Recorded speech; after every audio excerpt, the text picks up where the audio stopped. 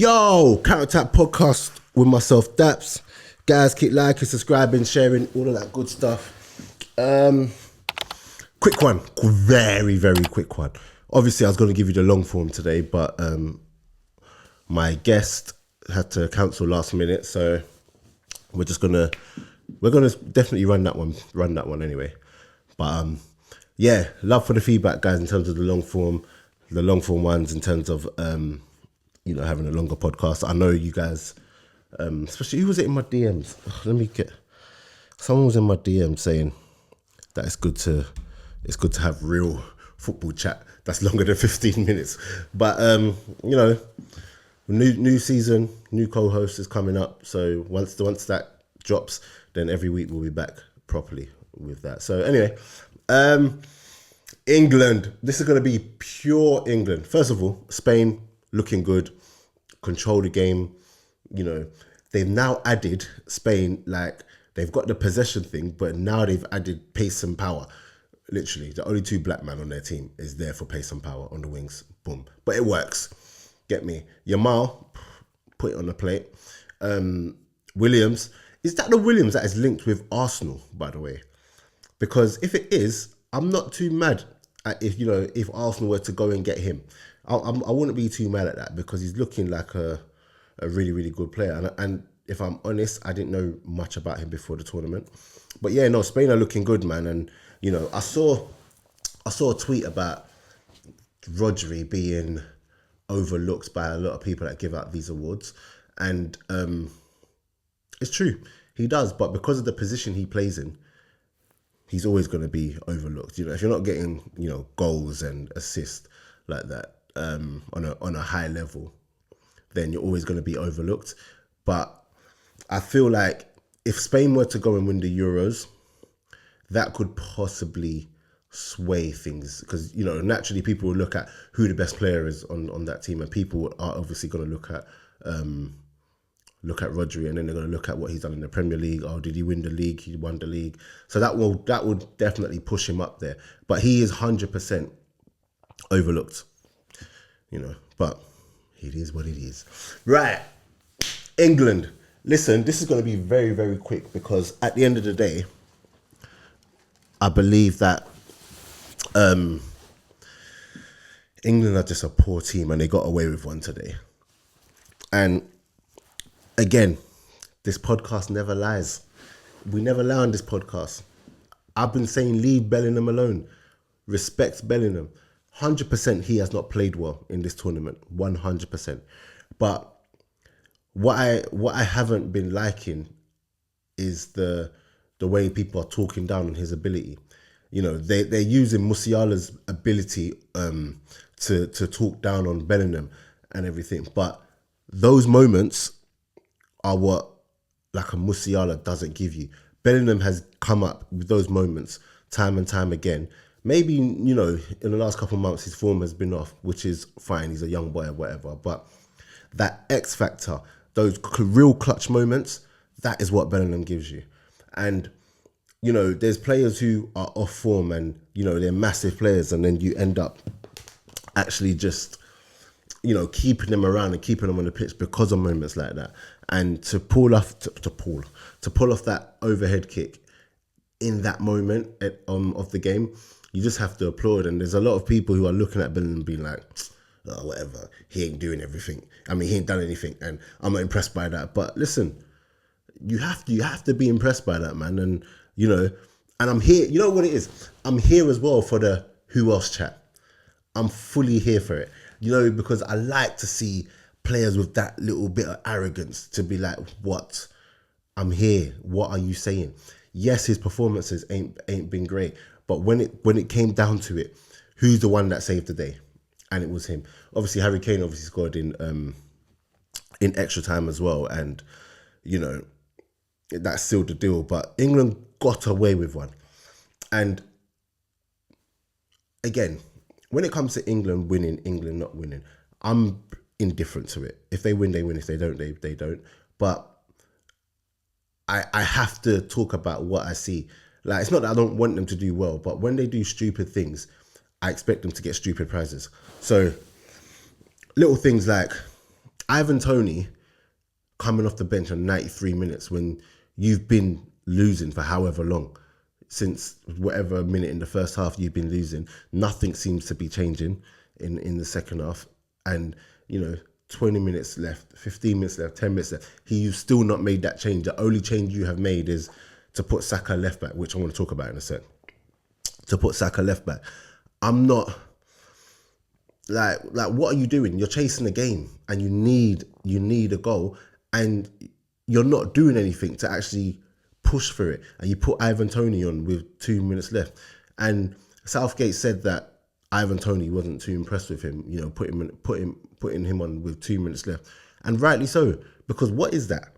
Southgate is that man that, I said this on the last pod with Scorch, shout out Scorch, that Gareth Southgate is a man that he already has his subs planned. Because for you to be losing a game like that and needing something to change, and it's not even like a group game, it's knockout now. So you lose, you're out. For you to not do anything in that moment to change the game and then put Ivan Toney on with 2 minutes left, it shows what kind of man you are. It's like it's just crazy. And I was watching just so like, wow. Even the most novice of managers know that even if there's no tactics, you just go route one. You put all your attackers on.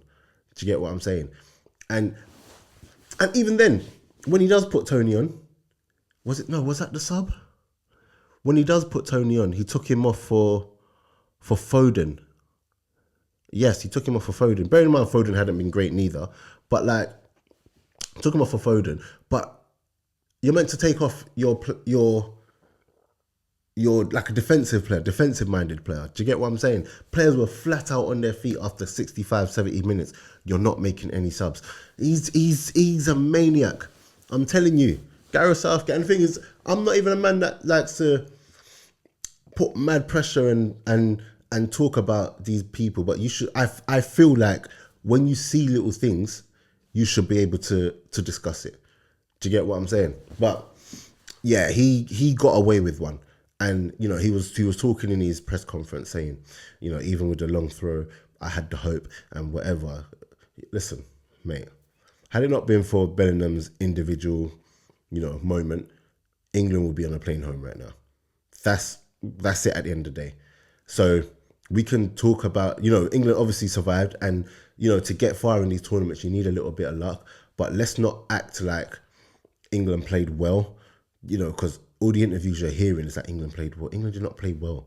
And I'm sorry, Slovakia should not be, they got their goal against England, but they should not be, making England work till the 93rd minute of extra time. That's crazy. It's crazy. Like, England did not play well, and they have possession, but they don't have control. And I think that's the biggest thing here. When you look at Spain dominate possession, but they dominate it in a controlled way, whereas England have most of the possession, but they don't control the games. And, Kobe played well.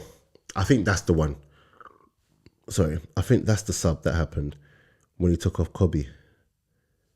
I can't even remember anymore. But yeah, he gets it wrong all the time. He got away with it today. This is his last tournament. It's going out on a whimper. When you're looking at, the teams on that side, like Austria, Netherlands, are going to give England problems. They're talking about England's got, the better side, the easier draw. But listen, if that's how Slovakia are making you look, when you come up against the real, when you come up with teams with better quality of player, you're gonna struggle. But yeah, listen, at the end of the day, it is tournament football. I've witnessed Greece win Euros and absolutely stink out the place. So if England play like this, manage to somehow get through each time and bring the trophy, to their home, then no one's going to care at the end of the day. Gareth Southgate's going to be looked at as, he's going to be knighted and all sorts, because at the end of the day, all that matters is the result at the end of the day. So England survived. Bellingham was the man to save the day, and we move. But yeah, I think that's about it. Rodri, Bellingham, put some respect on Bellingham's name. Walker. Also, listen. Walker had moments. Walker looked like the Walker from Tottenham and early Man City days that I didn't rate. You know, obviously I rate him now, but I didn't rate him them times. I just felt that defensively he just was not good. But he looks like that Walker today. Do you get what I'm saying? And a lot of people were calling for Trent, but my thing is Trent should play for different reasons, because defensively, Trent ain't gonna do what Kyle Walker ain't gonna do no worse than what Trent will do defensively. I know that. No matter what you're getting, even if he had these moments, defensively is gonna be better. The problem is though, is that in a game where you have most of the ball and not a lot of defending is required compared to like other games or whatever, use the players whose profile fits that better. Do you get what I'm saying? So in that game, Trent 100% should have played right back, or should have come on at right back. Do you get what I'm saying? Especially with Trippier was stinking out of the place. So even if you really want to keep Walker on, put Walker left back. Do you get what I'm saying? Put Walker left back and then put Trent in right back, because it was just a thing to do basically. And it's crazy because I'm saying these things, but no one else is like, I mean, and everyone else agrees, but everyone but Southgate sees these things, and that's the worrying thing. You know, if you're doing the basics and things that everyone knows you should be doing, and something else ain't quite right, you can work with it. But when you're not even doing those things and seeing the obvious things, that's when you're just like, what is actually happening here? So I weren't really, Gareth. But to be honest, I don't feel like Gareth Southgate is doing anything different to what he's been doing. England have always got lucky with draws. England have always got lucky with the people that they play. So now the teams are finding them out a bit more, and the team just looks a bit disjointed as well. And from the last tournament, 12 of the last squad aren't there, and I think that is a massive thing as well. Do you know what I mean? I think when you look at these like tournament football, experience and know-how matter. Italy, Germany. Who else is one of the big boys? France. They've got know-how of these tournaments because they've got the history of winning. Do you get what I'm saying? They also have continuity of players that are, that have been there together and whatnot. England don't have like the know-how because they haven't been winning it. But even the experience is kind of gone, because when you look at the team, the players who have been in tournament football, who have taken part in tournament football, they're not there anymore. And yes, sometimes form, there's players that are just rightly so just not going to make it. But certain players, especially if you're not going to be using certain fringe players, so Wharton, he took off mainly for Eze, yes. Anyway, like Wharton's not being used. Gordon's not being used. Do you know what I'm saying? You telling me that if you're not going to use those players, some of the more experienced players that you've left behind, like Grealish, Rashford, couldn't make it. Because what's the point of bringing the other players if you're not going to use them? So, yeah. What was it? Yeah, know-how, blah, blah, blah, blah. Yeah, okay, cool. No, that's it from me, man. Tomorrow, recording with another MLS player. Hope you guys like it. And, yeah, that's it. I'm out.